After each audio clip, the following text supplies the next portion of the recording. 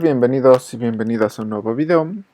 Hoy vamos a continuar con nuestra serie de geometría algebraica. Hoy vamos a ver la topología de Zariski de las variedades afines. Bueno, empecemos considerando X una variedad afín.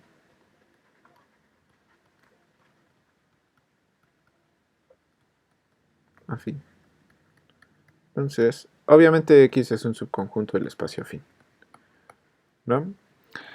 Y a esta variedad afín nosotros le podemos definir una topología que se llama topología de Zariski.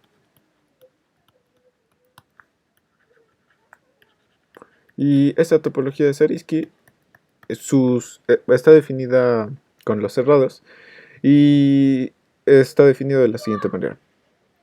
Si tenemos un Y subconjunto de X, entonces nosotros vamos a decir que Y es un conjunto cerrado.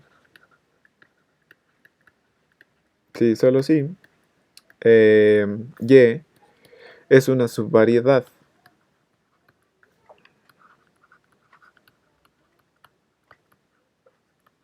afín de Y. De X. No. Y de hecho esta topología es bastante distinta de otras topologías que conocemos, como por ejemplo la topología usual de Rn, de por ejemplo de Cn, y de los subespacios de estos, ¿no? Por ejemplo, la topología usual de un círculo o de una esfera. La topología de Zariski es bastante más distinta a todas estas cosas de aquí. Y bueno, recordemos que decir que Y es una subvariedad afín de X realmente es lo mismo que decir que Y lo podemos escribir como Vxs para algún S que sea un subconjunto del anillo coordenado A de X, ¿no? Bueno, aquí notemos dos cosas. Primero, notemos que nosotros ya habíamos demostrado el lema 1.1 y que ahí vienen justamente las propiedades. Bueno, las propiedades del lema 1.1, ahí vienen las propiedades de los cerrados de una topología. Entonces podemos traducir lo que nos dice el lema 1.1, pero para que en vez de variedades tengamos subvariedades, o sea, tomamos su versión relativa. Y bueno, es muy fácil hacer esto, traducir esto a esto. Y una vez que ya tenemos eso, pues ya sería inmediato que la topología de Zariski sí es una topología de verdad, ¿no? Y también notemos otra cosa, y es que AN, el espacio afín, es en sí mismo una variedad afín. Una variedad afín. Eso pues ya lo hemos visto en el video de variedades afines, ¿no? Y como AN es en sí mismo una variedad afín, nosotros tenemos que podemos ponerle la topología de Zariski. Y entonces, como todas las demás como todas las demás variedades afines son subconjuntos de AN, entonces a las variedades afines X también les podemos poner la topología de subespacio de la topología de Zariski de la variedad afín AN. Pero realmente resulta que esta topología es exactamente la misma que la topología que aquí había escrito, ¿no? Bueno, eso es fácil de notar simplemente escribiendo las definiciones, ¿no? Y bueno, ahora vamos a ver algunos ejemplos para darnos cuenta de que de verdad son bastante distintas la topología de Zariski y la topología usual de, por ejemplo, Rn, ¿no? El ejemplo que yo creo es más sencillo sería el A1, ¿no? Este es el espacio afín de una dimensión.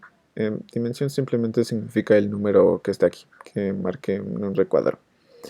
Y a este A1 nosotros lo llamamos la línea afín. Por obvias razones, ¿no? Porque es de una dimensión. Em, y entonces veamos cómo se ven los cerrados en esta línea afín, ¿no? Si tenemos un subconjunto A1, un subconjunto Y de A1, entonces la topología, la definición de la topología de Zariski nos dice que Y es cerrado.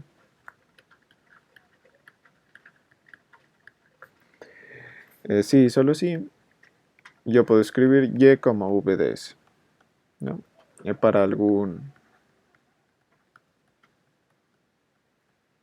S que sea un subconjunto del anillo coordenado. Bueno, aquí realmente ya no estoy escribiendo el VXS porque, porque ya no es necesario, ¿no? Cuando escriba VS, dependiendo del contexto, se va a significar la variedad o subvariedad, ¿no?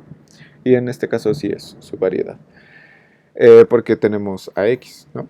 El anillo coordenado. Y bueno, recordemos ciertos resultados de álgebra conmutativa, ¿no?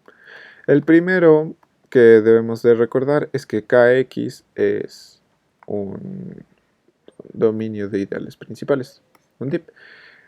Dominio de ideales principales lo que significa es que cualquier ideal que esté en Kx lo podemos escribir como un ideal generado por un único elemento, por nada más uno, ¿no? Entonces, bueno, si Y es cerrado, entonces lo podemos escribir como VDS, pero esto también es lo mismo que escribir VS con doble paréntesis. Doble paréntesis lo que significa es que aquí es el ideal generado por S. Em, y por esto de aquí, que KX es deep, bueno, esto se, se traslada inmediatamente al anillo coordenado a de X. Tenemos que V de esto lo podemos escribir como Vm. También hay otro resultado de álgebra conmutativa que nos dice que cualquier anillo de polinomios, en este caso simplemente necesitamos Kx, em, bueno, em, bueno, en Kx, todo ideal principal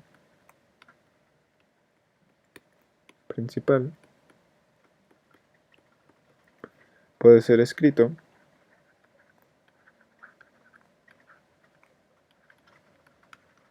como V de x menos a1 y así hasta x menos a n, ¿no? Em, ah, aquí está V no va, simplemente es esto de aquí, ¿no? Bueno, pero VDM, eso sí es igual a V de x menos a1 y así hasta x menos a n, ¿no? Por esto de aquí. Y bueno, esto también se traslada automáticamente al anillo coordenado. Y bueno, entonces teníamos que cualquier conjunto cerrado nosotros lo podemos escribir como V de x menos a1 así hasta x menos a n. Y bueno, simplemente por la definición de V de algo, esto es igual a este conjunto, a n, ¿no? Este conjunto es un conjunto finito. Entonces, justamente lo que acabamos de notar es que los cerrados en el espacio afín de una dimensión, o sea, de la línea afín, son la misma línea afín, el vacío y los conjuntos finitos.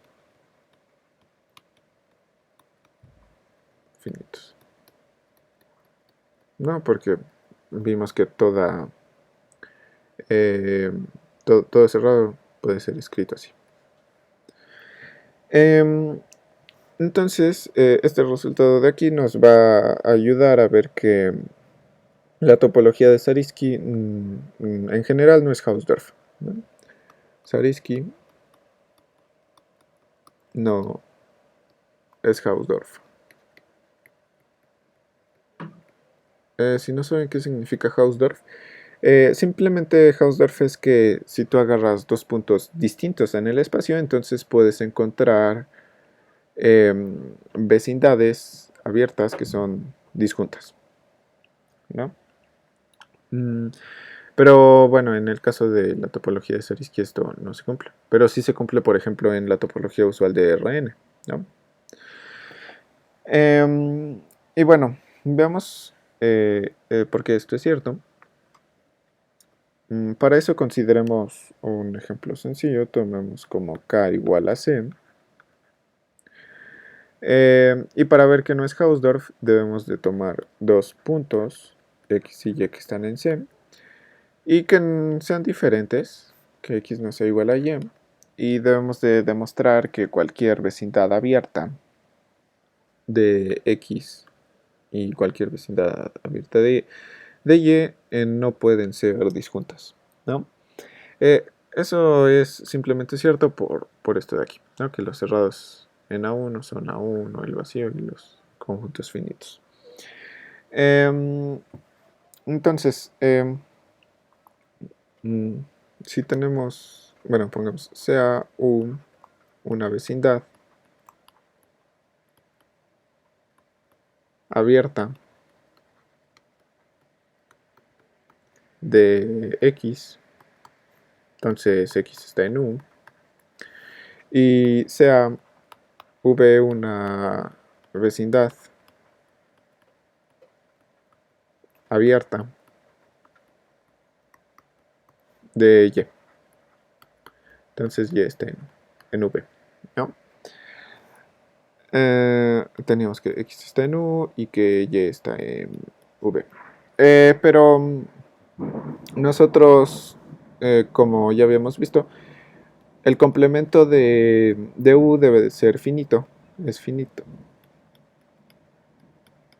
Y también el complemento de V es finito. Precisamente porque U y V son cerrados, ¿no? Y X no está en el complemento de U. Y Y tampoco está en el complemento de B, ¿no? Vamos a hacer un dibujo para que se vea más visual. Supongamos que aquí tenemos el punto X y aquí tengamos el punto Y. Y supongamos que tenemos vecindades U y V de X y de Y. Bueno, las vecindades no las voy a dibujar. Voy a dibujar los complementos de sus vecindades. Por ejemplo, ¿no? Digamos que esta es una vecindad, el complemento de una vecindad de X, los puntos que están en rojo y, a ver, en amarillo, que los puntos que están en amarillo son el complemento de una vecindad abierta de Y, o sea, de V.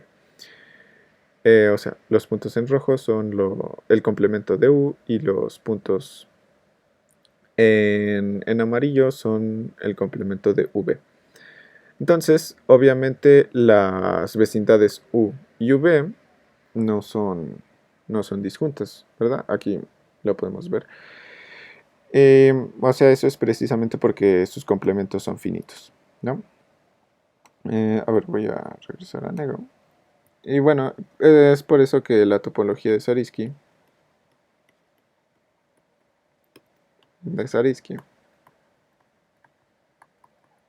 no es Hausdorff.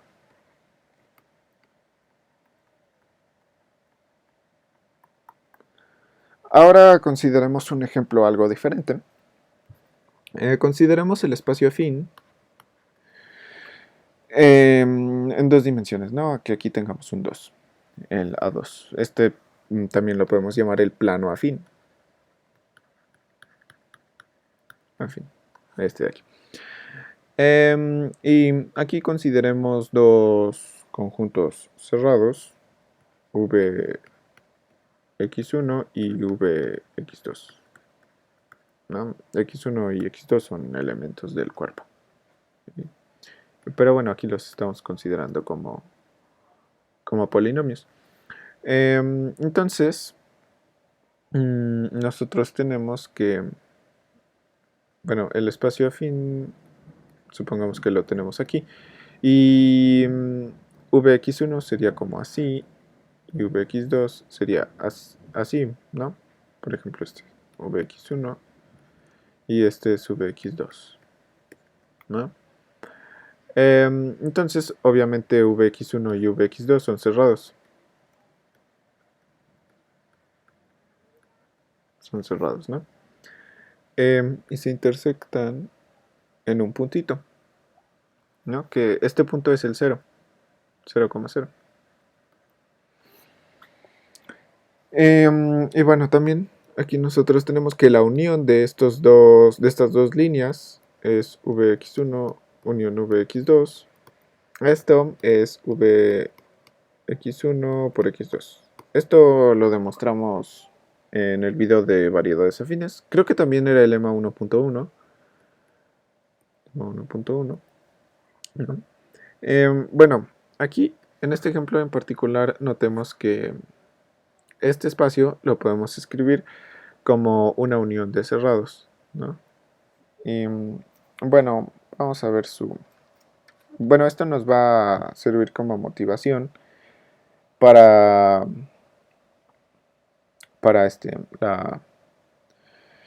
la definición de espacios reducibles, ¿no? Entonces, vamos a ver. Si nosotros tenemos X un espacio topológico,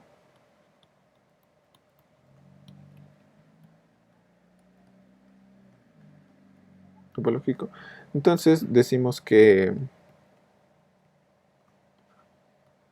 X es reducible.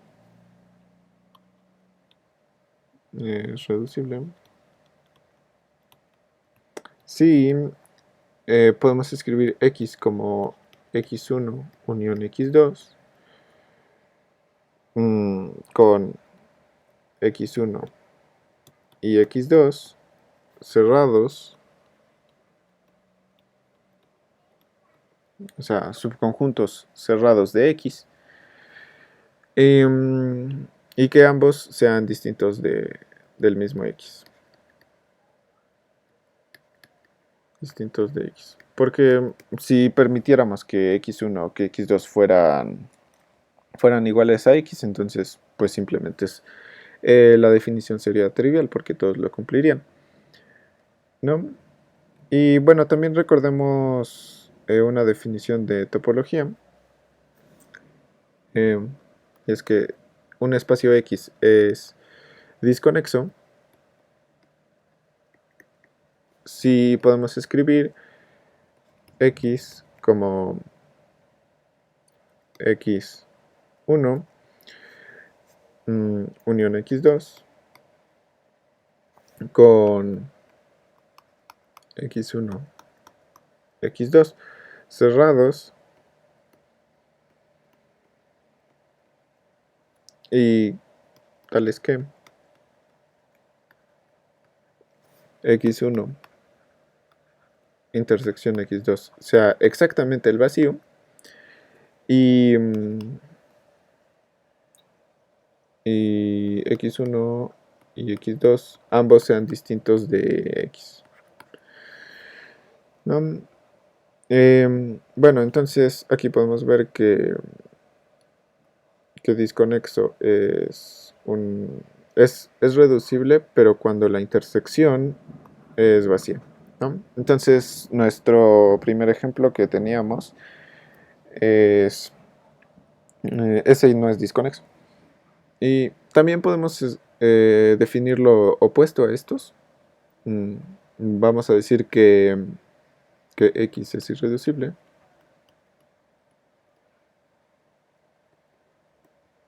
si X no es reducible, no es reducible, y también vamos a decir que X es conexo si X no es disconexo.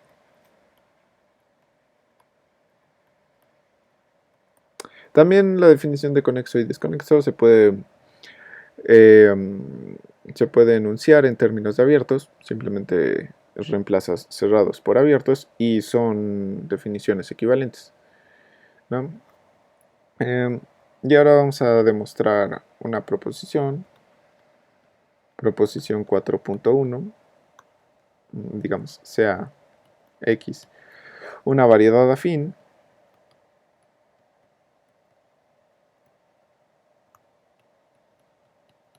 digamos disconexa y con X igual a X1 unión X2. Sabemos que estos X1 y X2 existen básicamente por la definición de disconexa. Bueno, X1 y X1 vacío, aquí vacío, X1, X2 cerrados, ¿no? Entonces,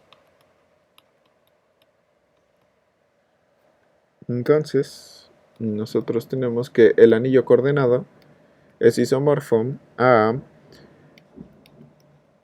el anillo coordenado de x1 multiplicado por el anillo coordenado de x2, ¿no? Obviamente, con esto de aquí me refiero a isomorfismo de anillos y con esto de aquí me refiero a producto de anillos, ¿no? Entonces, bueno, veamos la prueba de esto, ¿no? Ahí vemos prueba, ¿no? Bueno, primero notemos que I x1 intersección y x2, esto es lo mismo que los f's que están en AX, el anillo coordenado, tales que f está en IX1 y f está en IX2, ¿no? Y aquí ya cerramos las llaves. Y esto también lo podemos escribir como el conjunto de las f's, tales que para cualquier... bueno, f's en AX, tales que para cualquier x que está en x1 unión x2, se cumple que f de x vale 0. Vale 0, ¿no? Y esto pues claramente es igual a I de x1 unión x2, ¿no? Pero nosotros en la hipótesis tenemos que x1 unión x2 es lo mismo que I de x. X1 unión x2 es lo mismo que x. Entonces esto es lo mismo que I de x, ¿no? Y I de x simplemente es el conjunto de las funciones polinomiales tales que f de x vale 0. Y eso para cualquier x que estén en la variedad afín x, ¿no? Y bueno, como nosotros tenemos esto, entonces esto de aquí simplemente vale el 0, ¿no? Vamos a continuar en la siguiente página, ¿no? También notemos que I de x1 e intersección x2 por el Null-Stellen-Satz es lo mismo que I de v de x1. Aquí con Null-Stellen-Satz me refiero a Null-Stellen-Satz relativo. Y esto... no, aquí no iba el paréntesis. Ahí va. A ver. Esto, intersección V... Ahí, no me salió en blanco. no lo quiero en blanco. Aquí. Intersección v de y x2.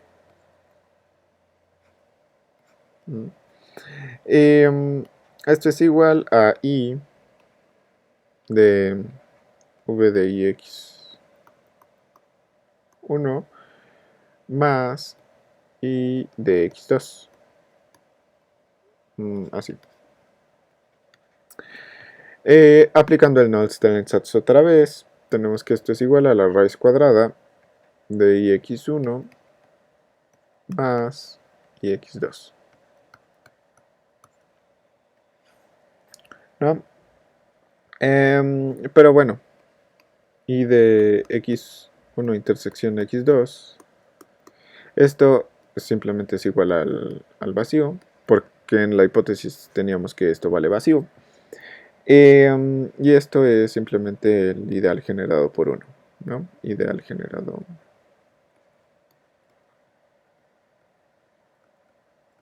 por 1. Este de aquí, ¿no? Entonces esto implica que i de x1 más i de x2 sea precisamente igual a 1. Bueno, el ideal generado por 1, porque su radical es igual a 1. Y entonces, bueno, ya que tenemos esto, debemos de recordar un resultado de álgebra conmutativa que se llama el teorema chino del residuo. Teorema chino del residuo. Y básicamente nos dice que a x es isomorfo a x dividido entre i x1 por a x sobre i x2, sí, solo sí, y x1 intersección y x2 es igual a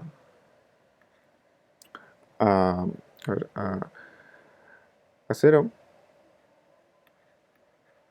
Y también tenemos que y x1 más y x2 es igual a 1, ¿no? Pero justamente este resultado ya lo demostramos aquí. Y también este resultado lo demostramos acá, ¿no? Y entonces, a ver, sí. Bueno, realmente el teorema chino del residuo se aplica para anillos cualesquiera y ideales cualesquiera de este anillo. Y las condiciones son para los ideales cualesquiera. Pero en este caso tenemos que, como si se cumplen estas cosas de aquí, entonces también se cumple esta cosa de aquí. Y eso era justo lo que queríamos demostrar aquí, ¿no? Y sí, aquí. Sí, sí. Entonces así ya tenemos demostrado lo que queríamos demostrar. A ver, sí. Bueno, esto es x es isomorfo a x1 por a x2, ¿no? Porque esto de aquí es esto de aquí y esto de aquí es esto de aquí. Y ya tenemos esto aquí. Y entonces es eso, ¿no? Ahora vamos a ver también otra proposición, llamémosla 4.2. Esta nos dice una variedad afín x es irreducible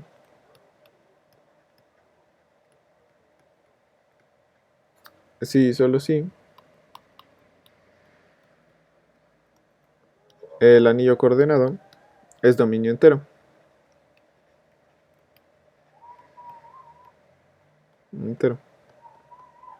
Pero por un resultado básico de álgebra conmutativa, esto es exactamente lo mismo que decir que I de X es ideal primo.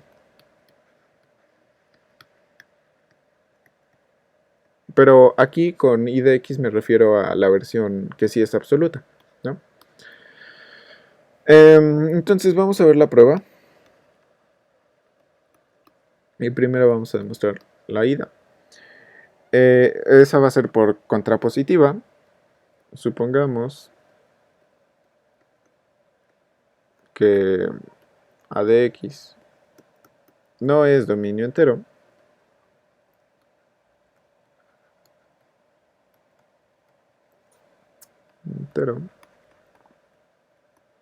Entonces, nosotros tenemos que existen f1 y f2 funciones polinomiales, una de x, y que sean ambos distintos de 0.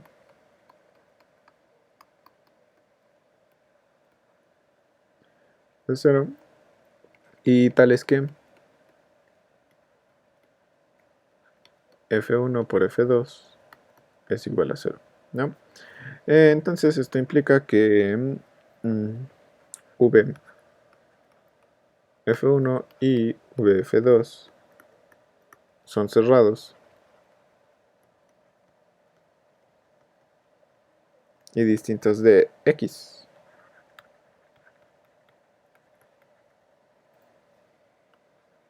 De x, ¿no?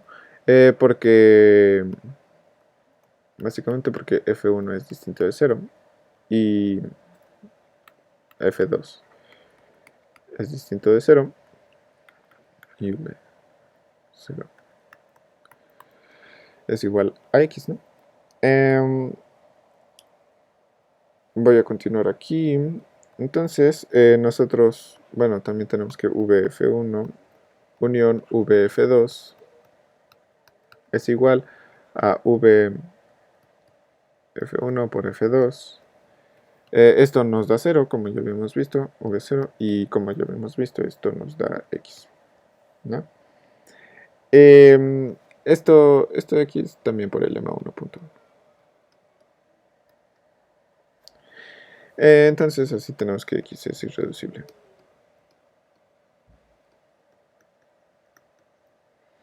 Y ahora nos falta ya nada más demostrar la vuelta. A ver, era o sea, nos falta demostrar la vuelta. Para eso vamos a suponer que x es reducible, ¿no? Supongamos que x es reducible. Entonces, por definición de reducible podemos escribir x como x1 unión x2 con x1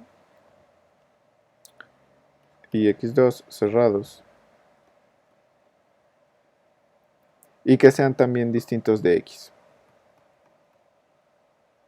Distintos de x.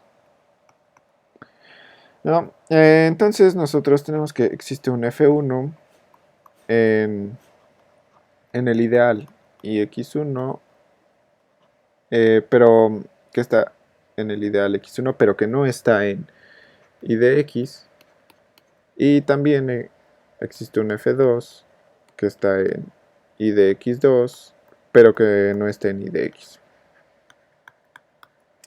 ¿no? Entonces tenemos que f1 por f2 de x es igual a 0 para cualquier x que esté en x1 unión x2. Esto simplemente es igual a x, por hipótesis. Entonces, esto significa que f1 por f2 está en y de x, ¿no? Pero nosotros tenemos que f1 no está en y de x y f2 tampoco está en y de x, ¿no? Entonces, eso por definición de primo implica que y de x no es primo.